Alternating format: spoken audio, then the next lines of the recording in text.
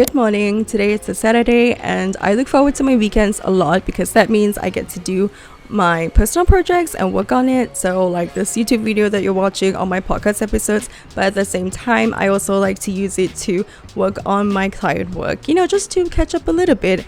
And I don't do that a lot, although sometimes I have to admit I can go overboard where you're like, okay, I'm just gonna do a little bit of client work, and then you're like, oh, I've been working on it for like 4 hours this weekend, which I'm trying to have this work-life balance where when I do work it's on weekdays and the weekends it's like my own personal stuff. I don't know, that's just a boundary that I've been trying to cope and manage, because I'm a freelancer and it just feels like when you don't have an office or like a set 9 to 5, it's really hard to just tell yourself to not work during the weekends. But that's just how it is, and this is just the reality of it, and I'm just being honest. But for today I really want to take you guys along with me as someone who works alone and is, I guess, a solopreneur where I don't have any help from anyone besides my AI tools. It's not like, oh, I'm so miserable and I'm dreading to do work. I actually genuinely enjoy doing what I do, so that is why I don't mind spending time on it. And the first one is to do some UGC videos for my clients. So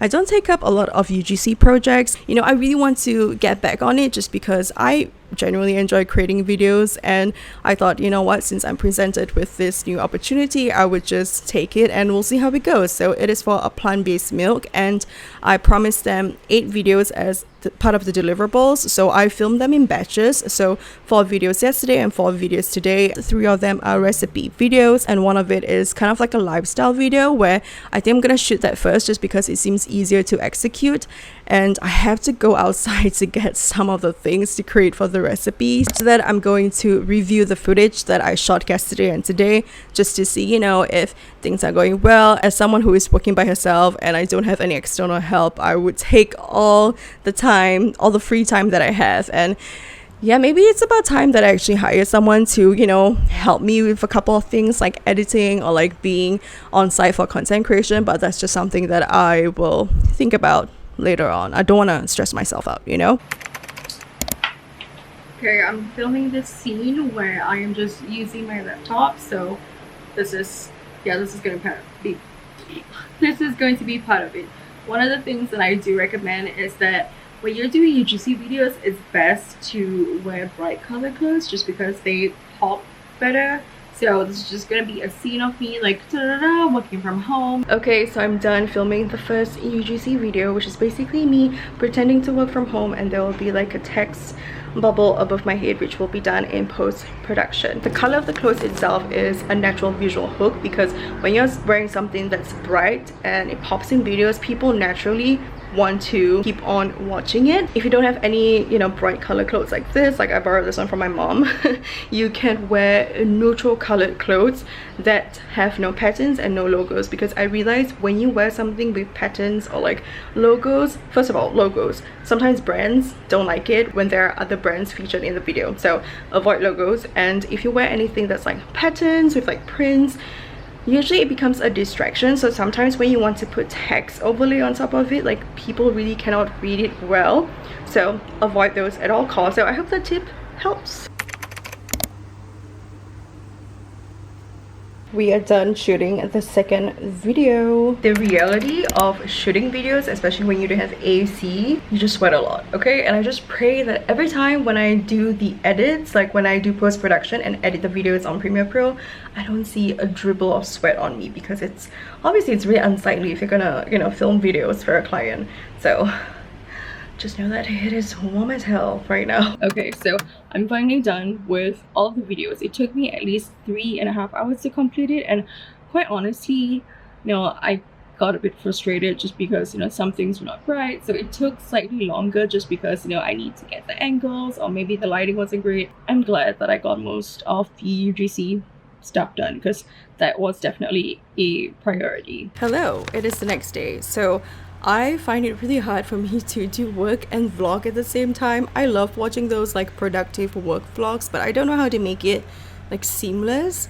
I don't know, maybe I just cannot multitask, or maybe I just need to practice more and put it in the reps of like vlogging my work sesh. Anyways, I finished filming all the UGC videos, so 8 UGC videos, and now I'm gonna kind of like show you the process of what I do after that. I've edited almost all the videos yesterday. I'm only left with 2, so it is fairly easy for me to edit, just because when I started off freelancing, or even before that, I was already used to editing videos, so it doesn't take that much time depending on how complex the edits would be. So what I typically do is that I would slot in my memory card and I would transfer all the footage into my hard drive. So this is the hard drive that I use. I think it's called Lacy. I don't know, maybe I don't know how to pronounce it. I got it from the Apple store. You can get it online or go to the Apple store directly if you want to buy it in real life. I like using an external hard drive just because it frees up all the storage on my laptop. I just work so much faster and it doesn't slow down any of the system, and it is by far the most reliable hard drive, storage drive, whatever you want to call it, that I have so far. So touch wood, just in case anything happens after I say this. But what I like to do is, once I slot in the memory card, I would create folders in the hard drive. So I would write the client name. So in that client folder, I'm gonna create 2 sets of folders because I've created 8 videos, and 4 of those videos will be used in February and 4 of the other videos will be used in March. I'm gonna open February and I'm gonna open March. So for February, I'm just gonna put video 1, video 2, video 3, and video 4, because we have 4 videos for that particular month. So I'm just going to transfer all of the footage that we have. So that's basically how my process is like when I organize the footage, and I recommend doing this right after you finish shooting a batch of content, even if it's for yourself or for your clients, just because it makes it so much more easier when you decide to edit the footage. Because when you take your time, when you're like, okay, I've filmed all the content, I'm just gonna do it next week, and then 2-3 days later or even a week later, you'll probably be like, okay, wait, this scene, what is this for? Because you kind of get mixed up, because sometimes when you film content, sometimes it's not by sequence, or it could be a last minute thing where you're like, oh, actually I don't really want to film this later, I'm gonna film this now. So when you're doing post-production, which is the editing process, you're probably like, okay, wait, what footage is this content for, So it's best to basically organize the footage. So for me, I like to use Adobe Premiere Pro just because I'm pretty much used to it, and it's fairly easy to use now just because I've been using it for a couple of years. But you can use CapCut is free. You can use Final Cut Pro, DaVinci Resolve, I believe they have a free version, so I don't know how limited it is for the free version, but whatever it is, use the editing software that you're comfortable with the most. So I'm going to create new project, and then I'm just gonna type in the name of the project. Obviously I have edited the videos yesterday, I'm only left with 2, so I'm just gonna click on the project itself. So if you're using Premiere Pro, one of the things that I really like to do is to go to Window, go to Workspaces, and then click on Vertical. That's when you have basically the screen that you're editing is bigger, because if not, it's just gonna be like on top, like it's gonna be for a landscape mode, but this time it's going to be huge and blown up, so you can literally see everything. Let's say for this video, I'm kind of like halfway editing it. This is the 7th video, I believe, so I'm just gonna drag in all of the footage to my timeline. This whole thing is called a timeline, so I'll just show you an example of how I would do it. So this is the footage. So when you drag, it's just gonna be like that, right? So that's the footage, and obviously you can see that it's in a different angle. So what I like to do is I go to Effect Controls, and then I go to Rotation. Okay, so rotation, normally I just put 90 degrees and it automatically flips. So that's just how it is, and yeah, I'll just start editing the video. This is fairly easy editing just because it's me talking to the camera, so that means it's a talking head video where I am just basically doing up the recipes. And because I have sort of like a signature series for this UGC client, it's called Dairy Free Lattes at Home, I'm going to use the same style for every single series signature video. I already know what's the style, the structure, so I don't have to spend so much time on it because I know how the structure is going to be like. My visual hook for the video is me showing the drink, stirring it and tasting it and just saying like, oh, it looks good, tastes good, blah blah blah. So that is the title, like trying the name of the latte. The next part would be me introducing the signature series. So for me, it will just be like, oh, welcome to dairy-free lattes at home, because cafe prices are wild. So with every signature series of me doing this, I will say the same thing as like an introduction. I want to target people who specifically, like to go to cafes, but they want to save money and they still want to make nice lattes at home. Plus, they also, use dairy-free milk for their lattes. So kind of just like combining it into one. This is just giving a little bit of like a FaceTime vibe. If you want me to do any sort of tutorials just for like beginners to edit videos, I can definitely do that, especially if you want to, start using Premiere Pro to edit vlogs or like reels. And, it's honestly pretty easy once you get used to it, because I understand that it can be pretty intimidating to look at a Premiere Pro like interface and a timeline and you're like, fuck, like what is this nonsense? And trust me, that was me a couple of years ago. But with YouTube tutorials and basically just kind of, testing things out, it's fairly easy. I'm left with 2 videos, so I'm just going to edit those now. After that, I'll be sending it to the client. So this has slowly become like a tutorial on how I edit and create my UGC videos, but since we are at it anyway, we've done the creating of the videos, we've done the editing of the videos, I want to show you just before that on how I plan my UGC videos. So normally when I share stuff with client, let's say like content proposals and stuff like that, I either do it on Canva, export it on PDF and send it to the client, or I do it on Notion. So I will create like a page on Notion and then, we would brainstorm ideas back and forth, just because I prefer to use Notion.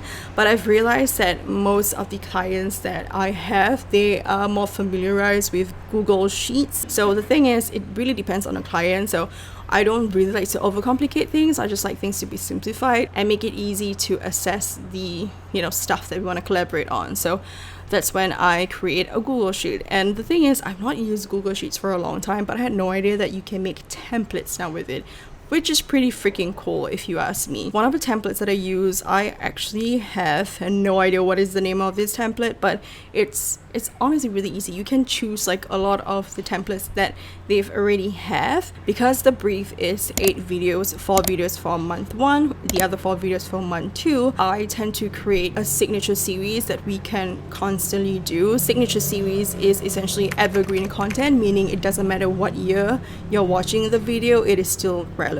So for me, what makes sense is to do recipe type videos. And since the client is a plant-based milk and they do have barista milk options, I figured, okay, let's just do dairy-free lattes at home. What I typically do is I write, okay, let's say February content, that's the title of it, and then I'll put content, type, details, feedback, final video, status, and posting date. The posting date is just something that I put there just in case, let's say the client, wants the video by this date to post on the client's page. So I'll make sure to, create and edit the videos according to the timeline so that we are on the same page. So under content is basically just a gist of what the video will be about. So I'm going to put video 1, so series dairy-free lattes at home, and then the idea, which is basically what the idea of the video is.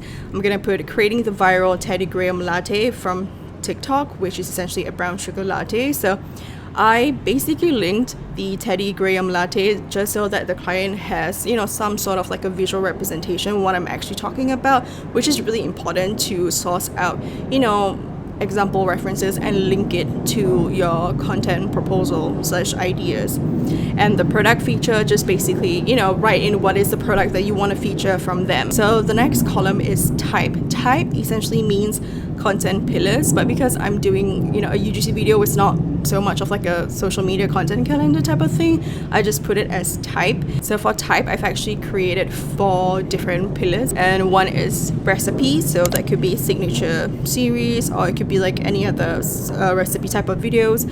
Next is lifestyle. third is comedy, so anything like funny skits that I want to do, and then also trend, so anything that is trending, whether I'm lip syncing to something or like hopping on a trend that's going on Instagram or TikTok. So I have those 4 content pillars. I don't know why I call it type actually. Anyway, so for the next column, which is called details, it's essentially where I go in depth where I go deeper on, explaining what the content is about. So I essentially explain what does dairy-free lattes at home mean, and just describing the vibe of it. So I just put here like the videos will have a casual FaceTime with a friend vibe, featuring a talking head style where I share easy recipes and tips in a fun, relatable way.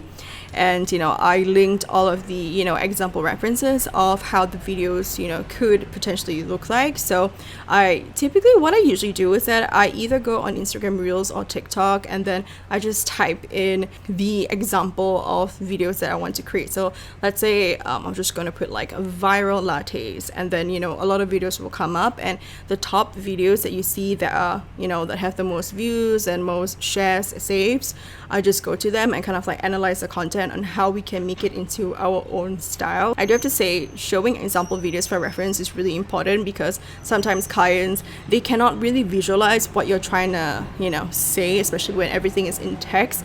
So either put in example video links from either TikTok or Reels or Pinterest, or even images, so that they understand where you're coming from.